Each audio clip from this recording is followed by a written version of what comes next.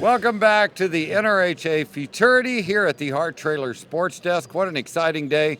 You probably know this guy to my right, the great Casey Deary. I have him here because, Casey, you're composite leader after the second go-around on your incredible gelding. Maverick buzzed the tower. We'll look at his run in a minute, but man, he looked ready to roll today. Yeah, he's a great horse, and he's all year long. Glenn Spradling, my horseshoers, owned him. He was great. Let me geld him, let me do what I needed to do to him to get him ready. But that horse is such a natural athlete. The way that horse travels, he did that from the beginning. Santiago, that works for me, rode him his whole 2-year-old year, and I remember watching him in a hackamore out there running circles on the track, just hanging his neck the same way. So when they do that, it makes my job a lot easier. A lot easier. You get 3 back, a mare, a stud, and a gelding. The last hole in, interestingly enough, the great stallion, Bellissimo, you got in the penalty box today, but what a nice horse. He's fantastic. I had a whole lot of penalties. I got to, just got to clean some stuff up. But it's tough when those horses try that hard. It can be a little hard to channel it. Yeah. Well, it should be a great finals. Let's look at Maverick Buzz the Tower. This is your composite leader after 2 go-rounds. 225.5 today, 224.5 in the first go, and he got a little out of sorts there to start that turn, but after this, he really locked in, didn't you think? Yeah, I had to kind of back off just a hair that first turn, let him catch his cadence back up, and then he let me stand on him the second way. And then this horse is so pretty the way he goes around. He's great with his ears, got such a good expression all the time. And well, he just changed leads like he's breathing, too. I mean, this is a really pretty circling horse. There's nothing hard for this horse. Nothing at all. But that look that's him. That's how he travels all the time. That's what makes this horse so cool. How much do he remind you of his daddy? There's a lot of things that he does. He's a little quirkier than his dad, but goes in there and he likes the lights. That was huge. That was pretty good. I didn't fall off, so that was a good start. He's just got such a cool expression. His ears are always up. He's always happy. Well, the Mavericks kind of raised their hands here. That was a horse that was a really special horse in your career. You're really seeing him validated as a sire here. What were you telling me some of the numbers were? Well, we had 11 in the level 4 semifinalists. It's incredible. 11 out of 75.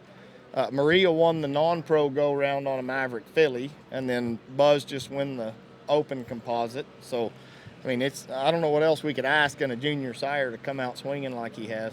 Yeah, and for your barn, as you mentioned, to win the composite in the non-pro and the open, that's pretty good. Yeah, my barn was great. One of the guys that works with me made the level 4 finals on a Maverick mare out of Wimpy's Little Tag. So I love that mare. That's the one of the Russells. Yeah, they're a beautiful mare. Great with her neck too. Really stylish stopping. So it's pretty cool to have 4 in the open finals, and then a pile of assistants that made the 4 finals with me. So. And there's something where you've always been ahead of the curve, and it's really come to fruition now, is when you see the great mares that you've trained and shown, and now you're riding their babies. Like America's Next Gun Model's been all over this horse show. What a producer she's been. Yeah, 3 in the open finals. Yeah. Has that kind of been a secret that you've been able to keep those mares in the fold? You know them, and just ride the babies? Well, that was my plan, but Andrea keeps sneaking them out of there. I got to figure out how to keep him out of Texas. Yeah, don't take checks from this guy. All right, Casey Deary, a great performance to wind up winning the composite here. Of course, the clean slate final, so anything can happen there, but you got 3 really good shots going to the finals, man. Good luck. It was fun to watch you. Yeah, thank you, Steve. Thanks for having me. Absolutely. The great Casey Deary. I've known him for a long time, and he's done so much better than me financially. Let's look at some of the other highlights from today. We had some great runs. Andrea Fapani and America's MVP had the lead in the composite forever. Talk about royally bred. This is another one, a gunner out of America's Next Gun Model. I may have that backwards. I don't want to get confused here, but a beautiful pair of rides for America's MVP. And, you look at the top of that leaderboard, it goes Deary, Fapani, Flairda. The 3 most influential guys, followed by Jason Van Landingham of the last 5 years, 10, 20 years even when you talk about this guy. It's good to see the man in the green shirt with what looks like a real contender. Was 221.5 today. Remember, this pattern has 1 less maneuver than the pattern in the first go-round, so when you say, well, the scores weren't quite as high, one less maneuver to evaluate. So if you plus one it, that's 3 points off the total score, and that really makes some of these runs look really consistent. I'm going to move over here at the behest of my producer while we watch. And here's one by the great Guns Are for Shooting. This is Jason Van Landingham on Guns Are Vintage. Was a 220.5 today. Man, Jason just seems to find these big physical studs that embrace his riding style. And when he gets them, Casey said it best, he turns them into soldiers. They seem like they just go make that same run over and over again. They're consistent. They really do things physically, but they never look overdone or out of sorts. You watch him warm them up, they look like school horses. So excited to see him in there. Here's another one of those great Tamarack Ranch horses. This is TR Get Her Done, an Inferno 66 out of that great mare Whizzin' for Checks. What a producer she's been. And Gabriel Borges, after winning the first go, had a little trouble on his other horse, but was able to redeem himself, come back and punch his ticket to the level 4 finals with a 222 today on TR Get Her Done, just showing how incredibly competitive this field of 75 finalists was today. Man, it was a murderer's row. Here's the next generation. Luca Fapani on Getting Groovy was a 221.5. He'll have a couple, I believe, going to the open finals. Had a little trouble on one, but that's why you bring 3 of them. And Luca really giving a great representation of his training program here.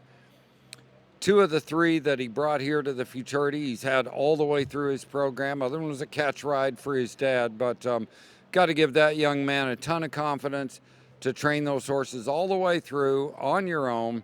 Here's another rider that just keeps showing up in finals, Ruben Van Dorp and I Dream of Jeannie. Man, this Magnum Chick Dream, if you don't like this one, you don't like horses. And Ruben really did a great job of getting them shown. You know, Ruben's always been one of the best in the business of getting a horse to run down the pen and stop. And with a horse like I Dream Jeannie, it's just easy for him. Pretty circles, got turned well. This is another one that will be a factor come Sunday night. 220.5 today, 443 composite. So what a show the finals were. Interesting on, we take 30 horses plus ties to the finals.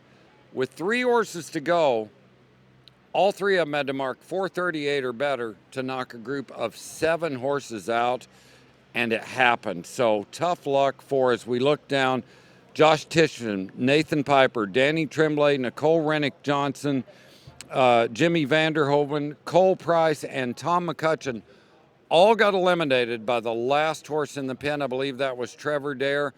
When he broke that and pushed all those horses down there, it made an even 30 in the finals, but it pushed 7 really nice horses out. So there was drama start to finish today. Congratulations once again to our winner, Maverick Buzz the Tower. That's the high composite score, but it's a clean slate finals. Anything can happen. Tomorrow we're going to have the non-pro finals. Casey, our guest, said he has to go off and coach his non-pros now, but he's going to get some rest and be ready for what should be a great level 4 finals on Sunday night. Glad to bring you all this action and all the updates. Thanks so much again to Casey Deary for stopping by and giving his thoughts on this incredible semifinals.